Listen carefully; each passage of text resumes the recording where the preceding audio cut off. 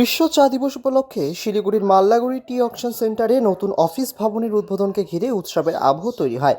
দার্জিলিংয়ের সাংসদ রাজু বিষ্টা আনুষ্ঠানিকভাবে শিলিগুড়ি টি অকশন কমিটির নতুন আধুনিক অফিস ভবনের উদ্বোধন করেন। টি অকশন সেন্টারের নিচতলায় তৈরি এই ঝাঁ চকচকে অফিস ভবনকে কেন্দ্র করে চা শিল্পের সঙ্গে যুক্ত বিভিন্ন মহলে উৎসাহ দেখা যায়। একই সঙ্গে এদিন টি অকশন কমিটির 50 বছর পূর্তি অনুষ্ঠানও পালন করা হয়।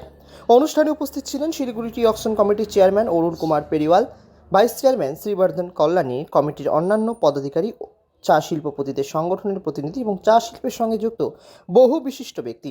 বিশ্ব চা দিবস উপলক্ষে উত্তরবঙ্গ ও দার্জিলিংয়ের চা শিল্পের ভবিষ্যৎ নিয়ে গুরুত্বপূর্ণ আলোচনা হয়। এদিনের আলোচনায় মূল বিষয় ছিল উত্তরবঙ্গের চা শিল্পকে আরও শক্তিশালী করে তোলা এবং বিশ্ববাজারে দার্জিলিং চায়ের অবস্থানকে আরও মজবুত করা। সম্প্রতি উত্তরবঙ্গ সফরে এসে মুখ্যমন্ত্রী শুভেন্দু অধিকারী প্রশাসনিক বৈঠকে আসাম মডেল অনুসরণের কথা বলেছিলেন। সেই অনুযায়ী একটি প্রতিনিধি দলকে আসামে পাঠিয়ে সেখানে উৎপাদন ব্যবস্থা, গুণগত মান উন্নয়ন এবং আর্থিক কাঠামো পর্যবেক্ষণের পরিকল্পনা নেওয়া হয়েছে। পরে সেই মডেল অনুযায়ী উত্তরবঙ্গের চা শিল্পে প্রয়োজনীয় পরিবর্তন আনার ভাবনাও রয়েছে। রাজু বিষ্টা বলেন, আসামে যেভাবে চা শিল্প পরিচালিত হচ্ছে তা অনেক বেশি উন্নত। আসাম সরকারের বিভিন্ন প্রকল্প বাংলায় কার্যকর করার চেষ্টাও করা হবে। পাশাপাশি নেপালের চা অনেক সময় দার্জিলিং চা নামে বিক্রি হওয়ায় জিআই ট্যাগ প্রাপ্ত দার্জিলিং চায়ের ক্ষতি হচ্ছে বলে অভিযোগ করেন তিনি। এই বিষয়ে ভবিষ্যতে কড়া নজরদারির আশ্বাস দেওয়া হয়েছে। नेपाल अपना चाय बेचे, हमें कोई आपत्ति नहीं है, हमें नेपाल से कोई कंपटीशन नहीं है। लेकिन हमने सरकार को सुझाव दिया है कि जो है पैकेट में रिटेल मार्केट में नेपाल बेचे ना, ट्रक में न बेचे। ट्रक में आता है या मिक्सिंग हो जाती है और मिक्सिंग होकर के वो जो है जीआई टैग के नाते जो है दार्जिलिंग चाय के नाम से बिकता है, वो गलत है। অন্যদিকে অরুণ কুমার পেরিওয়াল জানান, আগামী 6 মাসের মধ্যে চা শিল্পের একাধিক সমস্যার সমাধানের আশ্বাস মিলেছে।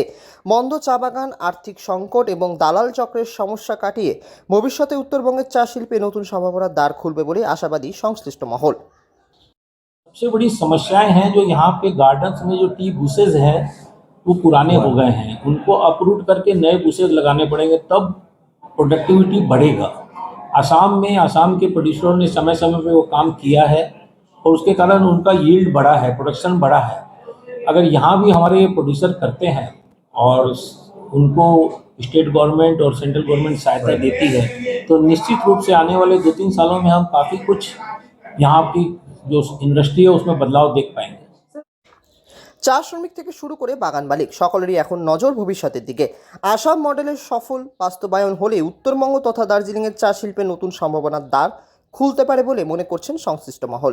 বিশ্ব চা দিবসের মঞ্চ থেকেই তাই উঠে এলো উন্নয়ন, আধুনিকরণ এবং বিশ্ববাজারে উত্তরবঙ্গের চাকে আরও শক্ত অবস্থান নিয়ে যাওয়ার নতুন বার্তা। দার্জিলিং থেকে ঋত্বিক ভট্টাচার্যের রিপোর্ট, লোকাল 18 বাংলা।